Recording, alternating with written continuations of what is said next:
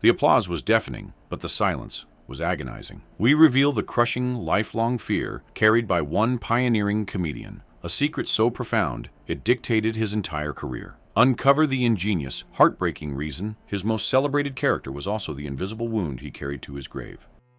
Behind the gates of Malibu, Hollywood's secret societies. Malibu, the idyllic sanctuary of stars, promised a retreat from the world. Yet, for some of Tinseltown's elite, these secluded beaches held the darkest secrets of their private lives, far from the golden glow of the screen. The very name Malibu evokes golden age splendor, sprawling estates with sun-drenched terraces, overlooking the vast, comforting expanse of the Pacific. It was the promised land for those who had conquered Hollywood, a place where the noise of the studio system, the relentless glare of the fan magazines, and the constant moral scrutiny of the production code could be silenced. They purchased privacy, but the price of absolute privacy was absolute moral freedom. The absence of public scrutiny allowed a life to bloom that shed moral restraints. In the pursuit of novelty, a clique of the ultra-rich formed, seeing wealth and fame as moral immunity. They were monarchs where conventional rules dissolved. The emotional toll of maintaining a perfect persona was immense, and for many, this secret world became a necessary, if destructive, outlet for profound anxieties. The constant pressure to embody an unreal, sanitized ideal led to a psychological whiplash. The private reaction was always equal and opposite to the public performance. The parties held behind the high gates were not cheerful affairs. They were defined by a search for uninhibited freedom. One devoted protector of a major star recalled the shocking, profound moral license. It was less celebration and more a desperate pursuit of experience, testing boundaries that became blurred.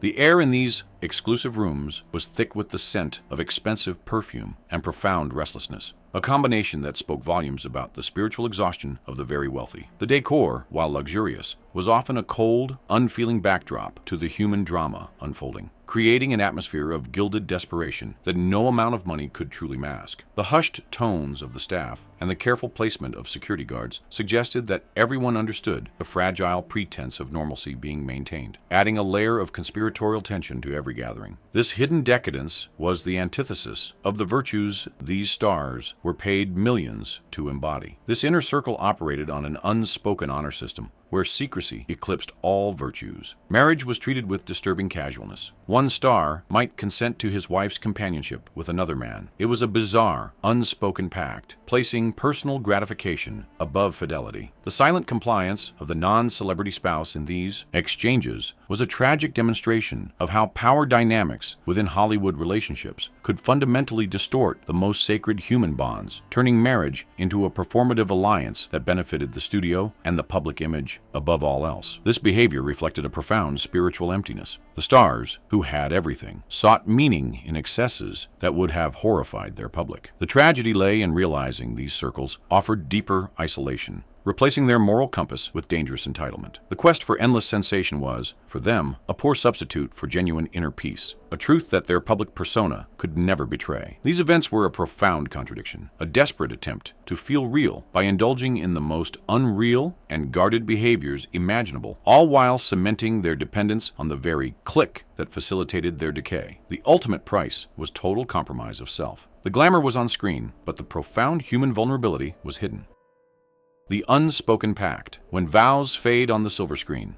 In the dazzling world of cinema, romantic partnerships were scrutinized. We look at the chilling dynamics behind closed doors when fidelity became a casualty of fame and excess. Hollywood's greatest performers were masters of illusion. Yet, off-screen, pressures eroded their private lives. Maintaining a relationship under the intense public gaze, where every move could be reported by columnists like Hedda Hopper or Luella Parsons, required a strength few could sustain. Within the elite inner circle, secrecy became a higher virtue than loyalty. It was a world where, in a bizarre gesture of modern trust and social currency, a spouse might knowingly offer their companion to another individual present at the gathering. This unusual compliance was often a silent negotiation, a way to maintain the massive financial and social empire built by the celebrity spouse. The necessity of maintaining the public illusion became more valuable than the private vow, leading to a tragic, cynical resignation among those involved who recognized that their partnership was now a corporate entity first. This unspoken pact was born out of fatigue. The emotional cost of being Star C, Clark Gable, or Star D, Bette Davis, 24 hours a day was unsustainable. Gatherings provided a collective release, a sanctioned moment to be human. Yet the price paid was the sanctity of their intimacy. For the non-participating spouse, looking away was simply a means of survival, a sad acceptance that the immense light of their partner's fame cast an equally immense shadow over their private morality. Their silence was the required fee for staying within the privileged circle,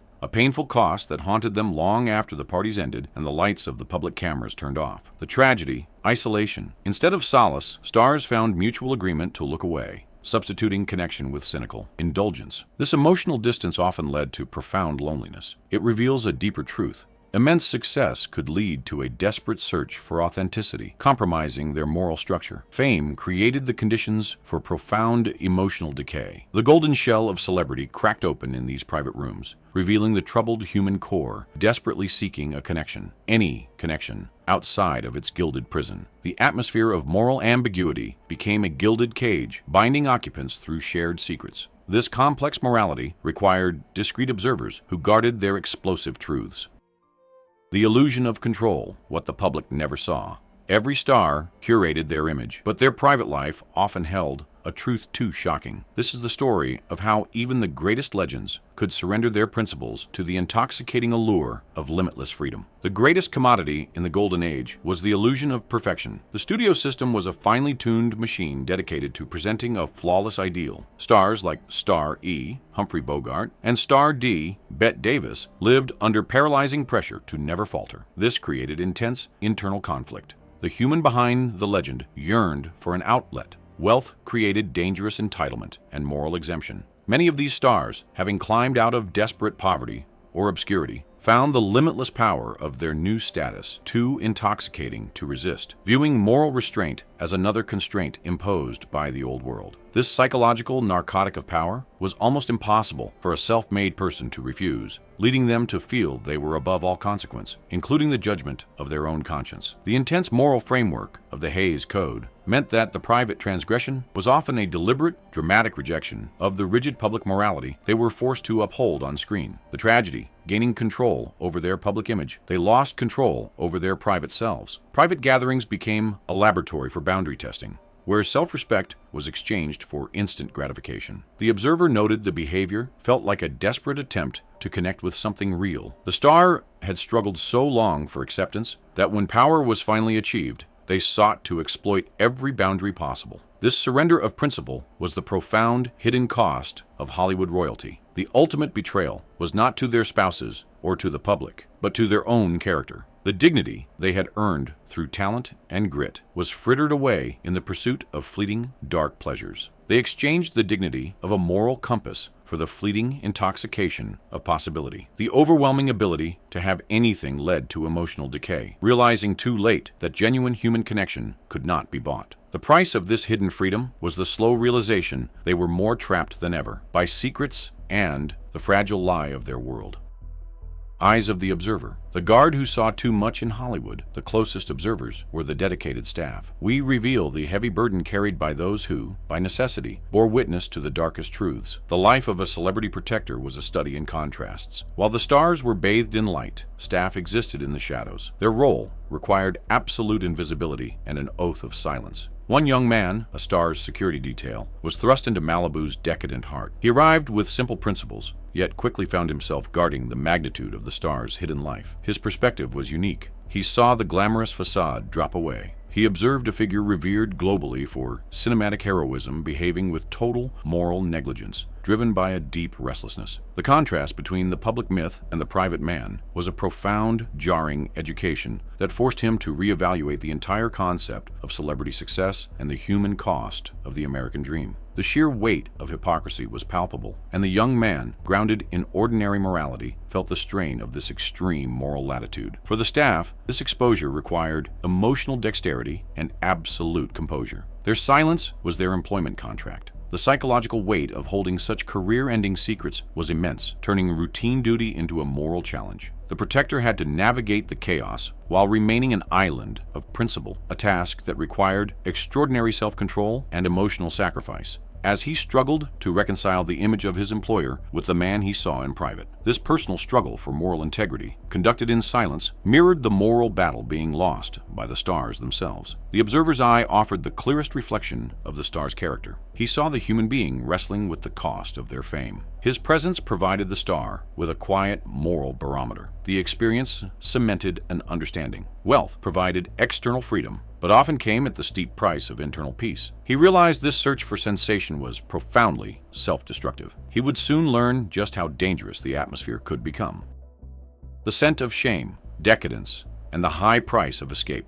For some, the parties were about seeking total escape from their legendary status. But beneath the velvet rope, the desperation was palpable, leaving regret and profound self-loathing. Hollywood lives by its illusions, yet in the private corners of Malibu, the atmosphere was a stark tableau, offering a glimpse into the emotional decay of the elite. The air carried a palpable weight, the scent of excess layered upon yearning. The pursuit shifted to the boundary of experience. They were seeking oblivion, a temporary erasure of the celebrity persona. This craving pushed the envelope of behavior. The bodyguard was struck by the vacant, unsettling expressions of those participating. They were people profoundly lost in the moment, eyes reflecting a deep restlessness that fame and fortune had failed to satisfy. Their pursuit was often fueled by a frantic attempt to escape the endless self-scrutiny imposed by their own legend, seeking a moment of genuine anonymity through extreme action, regardless of the consequences. The core tragedy was visible loneliness. Participants were emotionally isolated, using sensation as a replacement for connection. The pursuit of indulgence became a vicious cycle.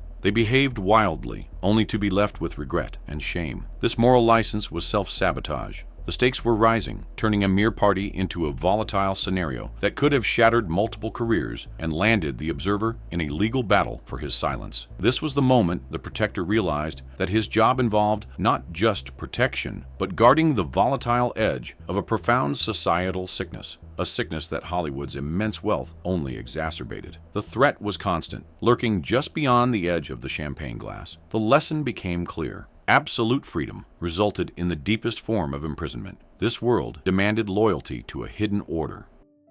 The unseen hand, illuminating Hollywood's inner circles. Before tell-all books, there were whispers of exclusive clubs where status granted moral immunity. This was the hidden geography of Tinseltown, where success was measured in the secrets you kept. Hollywood has always been ruled by aristocracy. Secret societies demanded absolute conformity. The inner circle was composed of stars, producers, and financiers who viewed themselves as exempt from the rules. The clique was a shared understanding, an agreement that private action was immune from consequence. This was the ultimate reward for success. Loyalty and the oath of silence were paramount. Any transgression could lead to a swift end to one's professional standing. During this era, challenging these unspoken rules often led to career blacklisting and financial sabotage, proving the threat was absolute. The power held by this clique was absolute, capable of making or breaking futures with a single, quiet phone call, delivered from the sanctity of their private, rule-exempt estates. The entire studio system, ostensibly based on contracts, was ultimately governed by these opaque social alliances, whose power extended deep into Washington and Wall Street. Disobedience meant not just career end, but total social and professional erasure, a threat that kept even the biggest legends compliant, regardless of their personal morality. The star intended the exposure as a sobering lesson on American power. He wanted the younger man to understand. Fame was traded for complicity, and wealth often bought profound moral isolation. The secrets held by the clique were the collateral that bonded them. The greatest currency was the silence of the few who knew the full truth. The protector needed one final lesson to understand why his celebrity patron chose complete detachment from this destructive system. A night in the shadows, when fear replaced fanfare. The excitement of entering the elite social world quickly gave way to a sobering reality. He realized that in a world without moral rules, his own instinct for self-preservation was his only safeguard. The exposure to Hollywood's deepest secrets was repeated. Each attendance layered an understanding of the profound moral void beneath celebrity. He recognized the danger was internal. The atmosphere of moral license reached a fever pitch. The star intended this exposure as the final part of his lesson. True safety lay in moral distance. The turning point came when his instinct for self-preservation was triggered by the sheer, volatile unpredictability of the environment. Fear of the star's lack of internal restraint replaced the initial novelty. He wisely maintained emotional distance, holding fast to his principles. His withdrawal represented a moral clarity many had surrendered. The final, essential lesson offered by his wise employer was, "You see why I don't engage with that." The star chose a quiet sanctuary. His choice to live with integrity served as the ultimate proof that the most fulfilling life was the one least aligned with Hollywood's dark excesses. He sought a quiet dignity that no amount of public acclaim could ever replace, understanding that true freedom meant rejecting the moral compromises offered by the elite and building his life on a foundation of principle. The entire experience served as a powerful parable about the true cost of moral latitude. The chapter on secret parties was closed. This wisdom was the only key to unlocking the heartbreaking secret of a comedy legend whose greatest mask hid his most profound personal fear. If you enjoyed uncovering these hidden stories from Hollywood's golden age, don't forget to subscribe and ring that notification bell, because in Tinseltown, the story never really ends. It just waits to be discovered. Until next time, keep the golden memories alive. The Pain of the Tramp, Flip Wilson, and the Burden of the Dress. The most effective comedic artists often hide the deepest sorrow behind the laugh track. For a groundbreaking star, a celebrated character, a woman named Geraldine became both his biggest triumph and the source of a profound, lifelong internal struggle. In the pantheon of mid-century comedy, Flip Wilson was a true pioneer. His show brought the biggest names in Hollywood onto a single stage. Wilson himself came from a childhood marked by struggle and time spent in foster homes, experiences that forged a profound resilience but also left him perpetually sensitive to public rejection and misunderstanding. He carried the weight of his community's aspirations with him onto every stage, viewing his success as a collective victory and fearing its corruption. Yet, Wilson's most beloved creation, Geraldine Jones, carried a complex and heartbreaking emotional burden. Geraldine was spectacular, defined by her colorful outfits and signature phrase, "The devil made me do it." She brought Wilson immense fame. However, for Wilson, a highly dignified man, the act of putting on the dress was deeply conflicted. A black man adopting a female persona in that era was fraught with uncomfortable historical context. The memory of minstrelsy and the fear of caricature loomed large, demanding constant intellectual defense from the artist. This was a profound act of artistic tightrope walking, where the slightest misstep in tone could invoke decades of painful racial stereotypes and potentially undermine the very dignity he sought to elevate. His use of comedy was a shield, but a shield that risked being misinterpreted by the very people it was meant to protect. Wilson was acutely aware of the painful vaudeville legacy and the potential for misinterpretation. This became a profound personal sorrow. He constantly worried that his generation might view the character as a mockery of his masculinity. This internal conflict was consuming. Richard Pryor revealed that Wilson carried this profound question to his final days. Wilson, despite his success, passed away, believing he might have inadvertently caused pain. The success of Geraldine, which sustained his livelihood, was tragically intertwined with his deepest personal pain. The irony is heartbreaking. The character that gave him economic freedom was simultaneously the source of his greatest emotional anxiety. Geraldine was the character that carried him longer than his mother. This dual life is a poignant reminder of the tightrope walk of the groundbreaking artist. Geraldine was an essential shield, a brave, strategic vessel for a serious social and political mission. Geraldine's truth, the power of a black woman's voice. Beneath the vibrant gowns and quick wit, Geraldine served a much higher, unspoken purpose. She was the one character who could deliver harsh truths and critiques of society that the black man behind the mask could not dare to utter. The brilliance of Flip Wilson lay in his profound, strategic intelligence. Geraldine Jones was a brilliant political and artistic sanctuary. This female persona allowed Wilson to engage in sophisticated social commentary in a way his male persona could not have survived. Wilson articulated the primary reason for Geraldine's presence. As a black woman, Geraldine could say things that a black man couldn't say. The character provided a veil of protection. Her critique, delivered with a quick shrug, carried the weight of calculated social observation. This strategic choice echoes the historical tradition of the court jester. By channeling his observations through Geraldine, Wilson achieved mastery, forcing audiences to confront uncomfortable truths. The charm of Geraldine made the bitter truth palatable. She was given license to address sensitive issues of race, gender, and class that would have been immediately censored had they come from a male star whose words would have been viewed as a direct threat to the established social order and potentially subject to network sanction. This theatrical device allowed him to push the boundaries of civil rights discourse in a way that the more politically charged dramas of the time could not risk. The character became a vessel for revolutionary dialogue, discussing power and social hypocrisies. She provided a perspective that was sharp, strong, and entirely unfiltered. It was, in essence, a sophisticated Trojan horse, allowing profound ideas to enter the American home under the guise of light entertainment and broad comedy. This strategic brilliance gave Wilson control over his narrative. Geraldine ensured his comedy remained tethered to a deeper mission, the elevation and dignified representation of his community. His celebrated variety show was built around this choice. This protective shield allowed him to invite Hollywood's most powerful figures onto his stage for a subtle, powerful confrontation. The Killer's Code, an unwritten rule of protection. Every joke on his iconic show had a subtext few understood. The star designed his comedy to convey one crucial, unwavering message: the black man's solemn duty to protect the black woman from the predatory Hollywood gaze. If Geraldine was the shield of satire, Killer was the strategic, masculine counterweight. The Killer's Code was an unspoken promise underpinning the entire structure. Killer was Geraldine's protective companion. When high-profile white guests, including star A. John Wayne, would flirt with Geraldine, her response was, "Killer, don't play that." This simple line was a deeply powerful statement of boundaries and defense. Wilson was acutely attuned to how black women were perceived. The theme of Killer's protection served as a constant reminder that this black woman was not an object. She was guarded, respected, and backed by a formidable male presence. This was Wilson's genius, using the highest-rated platform to deliver an unwavering affirmation of strength. He was asserting the commitment to guard the integrity of the black woman. The powerful white male guests were subtly rebuffed, their advances neutralized by the threat of Killer. It was a weekly reassertion that the black man would step forward to protect the black woman. This was a direct, dignified challenge to the historical narratives that had long been imposed by the majority culture, executed brilliantly under the veil of entertainment and laughter. The recurring phrase became a powerful, almost ritualistic validation of respect in the face of historical assumptions and prejudices felt deeply by the black audience. The show's power lay in its dual mission: to entertain brilliantly and to affirm a fundamental truth about respect and protection. This profound vision was a lesson shared with those closest to him.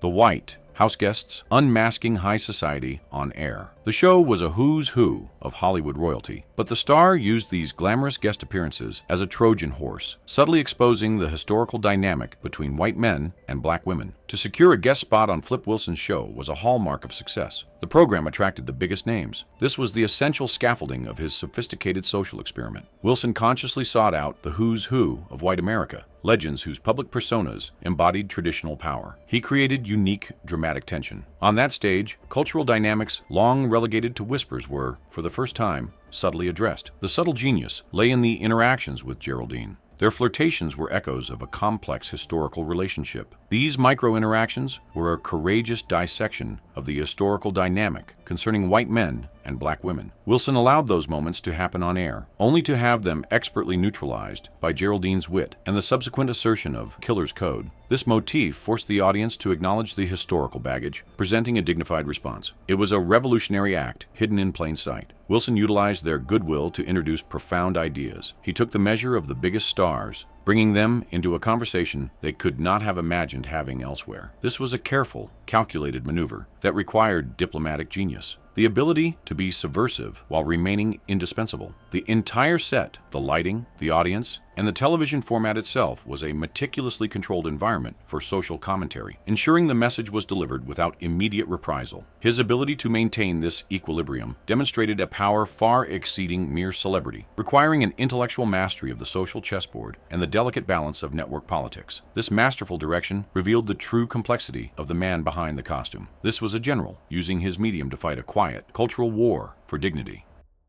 The Confidant. Why stars share their deepest fears? Why do legends trust their vulnerable stories to a select few? The answer lies in the authenticity of the question. A sincere inquiry is often the first that has ever been asked, bypassing the standard press machine. In the high-stakes world of Hollywood celebrity, trust is rare. Stars are constantly surrounded by people with a motive. The result is an ingrained skepticism. Even the most legendary figures carry profound emotional burdens. Flip Wilson's concern about Geraldine's perception was one such fear. That he shared this speaks to a desperate human need for genuine connection. The reason these stars shared their anxieties lay in the pure, unvarnished nature of the inquiries. When a question is posed from a place of simple, sincere humanity, it pierces the armor of celebrity.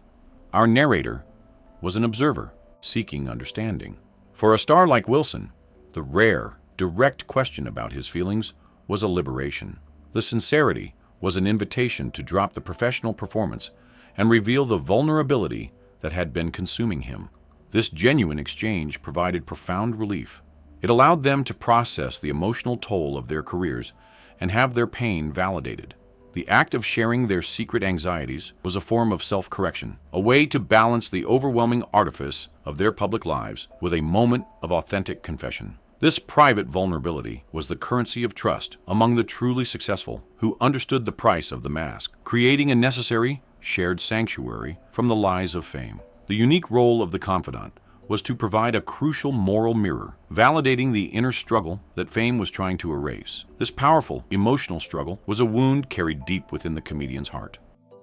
The legacy of laughter. Did they really believe it? For some, the highest price of fame is the fear that their audience only ever saw the mask, never the man. We explore the tragic end of a comedy legend who carried a heartbreaking question to his grave. Did my own people think I was weak? The career of Flip Wilson was a triumph. Profound public adoration did not translate into private contentment. The enormous success of Geraldine ultimately overshadowed the man. The tragedy lay in the tragedy of misperception. Despite his clear explanation of Geraldine's purpose, a political shield, Wilson could never shake the fear that his intentions had been lost. He worried his community might have viewed his use of the female persona as an indication of personal frailty. This question was not intellectual. It was, as Richard Pryor confirmed, his personal pain. It haunted him and remained unresolved when he passed away. His success was earned through immense bravery, yet shadowed by doubt. It is a profound historical irony that a man who did so much to lift the dignity of his race was plagued by the fear of being seen as less than. This internal conflict, the sacrifice of a personal ideal for a strategic, greater good, was the core wound of his celebrity, and it defined his final years with a profound sense of isolation and unresolved longing for affirmation. He desperately needed the assurance that his life's work was correctly understood as an act of strength. The unique awareness gained from Hollywood's dark secrets became Richard Pryor's essential tool for waging a secret war of philanthropy. Their next endeavor required strategic genius. The gift of awareness. Richard Pryor's guiding hand.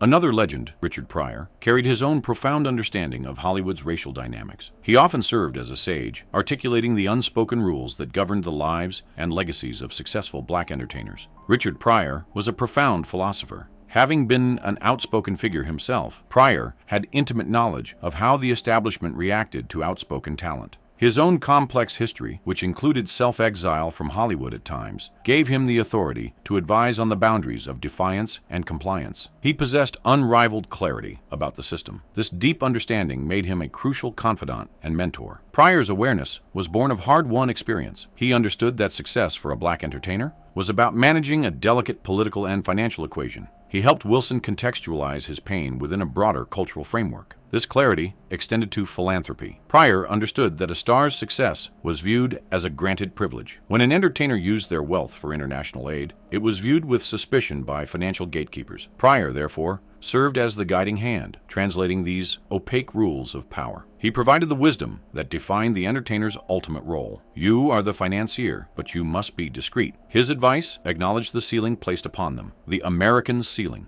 To be too public with giving could lead to financial retaliation. This unwritten law of the industry, born of centuries of economic control, ensured that financial power could be earned, but not truly utilized as a weapon against the majority institutions that granted the initial success. The celebrity was given enough rope to hang himself, but never enough to build a permanent bridge. Pryor's awareness was a precious gift, replacing confusion with strategy. This wisdom was powerfully demonstrated when Pryor himself made a massive, nearly invisible commitment to a cause far from Hollywood's watchful eyes. This was not just about money. It was a deeply principled decision to prioritize impact over personal acclaim, a rejection of the superficial Hollywood need for public gratitude and recognition. The true measure of his character was taken in the silence surrounding his generosity. It was an act of profound selflessness and political defiance, requiring absolute silence to ensure its longevity. These stories remind us that fame and wealth cannot erase the human struggle for dignity. Which star do you believe hid the most profound personal pain behind their famous smile? Let us know in the comments below. We love hearing your reflections on the Golden Age.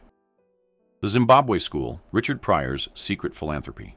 Philanthropy is often heralded, yet for some, acts of great generosity must remain hidden. We uncover the story of the educational institution, a star built in an African nation, a noble endeavor that could not be openly celebrated. Richard Pryor chose to demonstrate his commitment to global education through an act of immense, quiet selflessness. He channeled his substantial earnings into constructing a school in Zimbabwe, a testament to his belief that true liberation begins with learning. This was not a project intended for public announcements. Pryor quickly corrected this assumption. "Oh no, we can't do that." His decision to maintain absolute secrecy was pragmatic. Pryor understood that if his financial controllers discovered he was supporting a school in a recently independent nation, they could easily interpret it as a political statement. The risk was the perception that the star was using American money to fund anti-colonial sentiments, a major red flag for the political establishment of the time, leading to potential Internal Revenue Service scrutiny and the collapse of his earning capacity, a form of financial sabotage. The danger was immediate and financial. Pryor believed if his dedication became widely known, the gatekeepers would stop him from making the money he needed. The financial faucets supplying his generosity would simply be turned off. He was not afraid of the press. He was afraid of the systemic power that could turn his millions into nothing overnight, thereby destroying the very project he sought to protect. The irony is profound. Pryor was forced to hide his most noble deed. His wealth was a tightly monitored resource, dependent upon intensely enforced political codes. The vast fortune earned under the spotlight had to be moved in absolute darkness to ensure its ethical and altruistic destination, demonstrating the star's quiet, fierce determination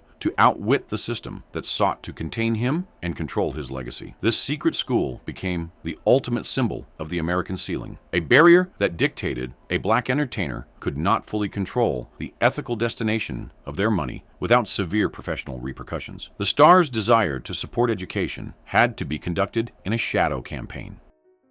The American ceiling, the hidden threat to success. Why would a multimillionaire star fear exposure of his good deeds? Because the system that created him also maintained a delicate balance, and crossing that political line meant the immediate cessation of his financial flow. The very success of Richard Pryor was a complicated political achievement. He had risen to the pinnacle of American entertainment. Yet, this success was granted within a monitored structure, the invisible barrier that we call the American ceiling. Pryor's fear was a reflection of how power operates. The flow of his immense income was entirely dependent upon his continued favor with the financial gatekeepers. They had the ability to orchestrate a quiet but absolute economic stoppage. The unspoken rule was clear: entertain and earn, but do not use your wealth for political purposes that challenge the status quo. Pryor's support of Zimbabwe's educational infrastructure was considered too politically charged. The star was utterly clear that if his support for the school became public, the gatekeepers would dry up his earning potential. He had to accept this unique form of financial exile. This wasn't censorship of speech, it was censorship of capital, a far more effective method of control, forcing the artist to choose between their lucrative platform and their deeply held personal principles. The system tolerated his wealth, but not the political power that wealth represented, creating a subtle but unbreakable chain. This reality exposed a fundamental hypocrisy. Hollywood demanded its success stories remain politically passive. Wealth was a resource under subtle surveillance. Pryor's decision to operate in secret was an act of quiet defiance. This wisdom about the necessity of discretion became the most crucial lesson he could pass on.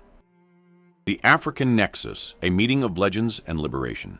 We explore the deeply personal significance of the star's connection to leaders and the struggle for independence. For a man rejected by Hollywood's political climate, this connection represented true freedom and belonging. Richard Pryor's philanthropy in Zimbabwe was symbolic. This newly independent nation represented a powerful beacon of self-determination. For an artist battling the American ceiling, this nation offered spiritual kinship. Pryor traveled to Zimbabwe and was personally received by the nation's leadership. This moment was the ultimate reversal of the political rejection often experienced in America. Pryor achieved a spiritual form of emancipation. The bodyguard noted the significance of the moment. To be present with the architects of liberation was to witness a connection between art and politics that American society had attempted to stifle. Pryor's cultural work was valued on a global stage. The entire trip was a declaration of identity and belonging that transcended the limited, restrictive roles Hollywood tried to enforce. It demonstrated that true influence existed outside the confines of the studio system, giving the star a sense of validation he rarely felt at home, having finally found a place where his political consciousness was celebrated, not censored. This connection provided Pryor with a dignity Hollywood could not confer. His commitment to the struggle for dignity made him a truly global figure. The African leadership validated the instincts that Hollywood had suppressed. The focus must now return to the financial structure of Hollywood. Why is the financial success of some stars so meticulously tracked and broadcast, while others remain shielded? This discrepancy reveals another layer of strategic, systemic control. The spotlight and the dollar. Why wealth is always tracked. In the Golden Age, studios meticulously tracked every contract. We look at the calculated reasons why the earnings of prominent artists are often broadcast, while the wealth of others remains a quiet mystery. The true currency of Hollywood has always been information. When it came to the wealth of pioneering artists, the rules of discretion were deliberately ignored. We observe a calculated discrepancy. The earnings of highly successful black entertainers were frequently broadcast. This intense scrutiny was rarely applied to their white counterparts, whose vast fortunes were shielded behind private trusts. Richard Pryor recognized this pattern as a powerful tool of social control. By publicizing the earnings of black entertainers, the system generated a subtle pressure. If this star is making $59 million, why is he not doing more for the community? This public tally was designed to breed internal scrutiny and moral questioning. It created a false sense of failure, shifting focus from systemic barriers to the star's individual responsibility. The implication was that any remaining societal problem was the fault of the successful few who were not giving enough, rather than a systemic failure requiring institutional change. This psychological manipulation was a masterclass in deflection, maintaining the status quo by turning the community's frustration against its own most successful members. The tragedy is that this tactic deflected attention from the real centers of wealth. The vast wealth of studio heads and financiers remained invisible. This opaqueness ensured the focus of social change remained on the entertainers, who were the financiers of the movement. Pryor understood this double-edged sword. The fame that provided the wealth also provided the spotlight for its judgmental examination. This realization leads to the critical strategic point. The entertainer is perfectly positioned to earn and finance change, but critically unsuited to lead it. The burden of the financier, the entertainer's true role. Can one man save a community? The answer, as articulated by the wisest voices in the industry, is that the entertainer's power is to finance the solution, not to implement it. The question of whether an immense talent holds the singular responsibility for social uplift is one of the heaviest burdens placed upon Hollywood's most successful figures. The deepest wisdom, shared by Richard Pryor, offered an essential correction. They maintained a clear distinction between the entertainer and the planner. The entertainer's most demanding function is to earn the capital. The entertainer cannot also be the planner or the full-time builder of institutions. Pryor noted the simple truth: your whole focus, your whole energy, your understanding is entertaining. Therefore, the power of the star is in their indispensable ability to finance it. Their role is to provide the millions that allow the true experts to do their work effectively. The strategic genius lies in the coordination. Real change requires a multifaceted approach. The entertainer provides resources, the educator utilizes them, and the corporate leader opens doors. Pryor's wisdom was that the community requires a strategic alliance between the stage, the classroom, and the boardroom. Without the collaboration of these three sectors, the capitalist, the academic, and the executive, true systemic change is impossible. This complex understanding of power structure was a vital, hard-won lesson for every rising star who sought genuine impact beyond celebrity. This realization leads to the ultimate strategy. If bright minds are cultivated, the next crucial step is ensuring they have access to professional power. The lasting influence beyond the high school gates.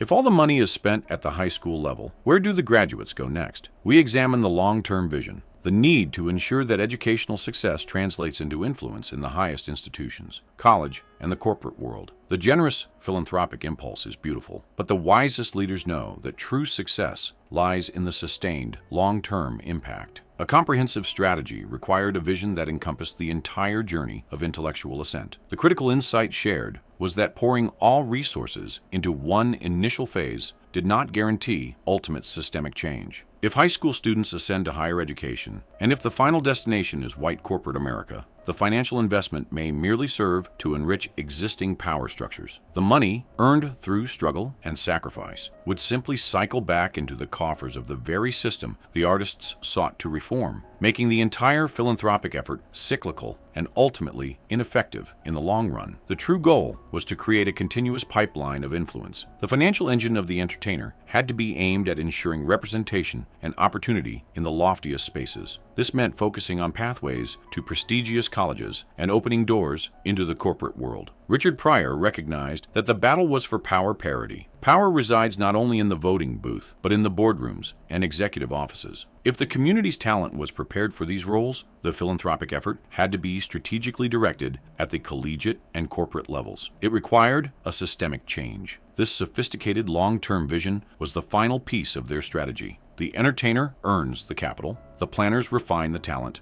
and the capital is used to secure positions of lasting influence. This was a calculated, multi-generational investment that transformed the star's personal success into a lever for social justice, guaranteeing that the efforts of today would create the institutional leaders of tomorrow. The success of this strategy would not be measured in box office receipts, but in the enduring change it brought about in the highest places of influence. The complex world of Hollywood offers us these fascinating dualities. The true story of the Golden Age is the human story, a tale of constant striving for authenticity and legacy.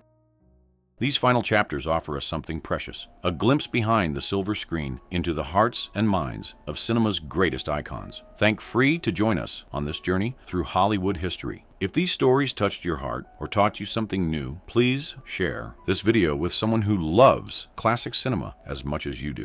Remember to subscribe for more untold stories from entertainment's golden years. After all, the best stories are the ones that live forever.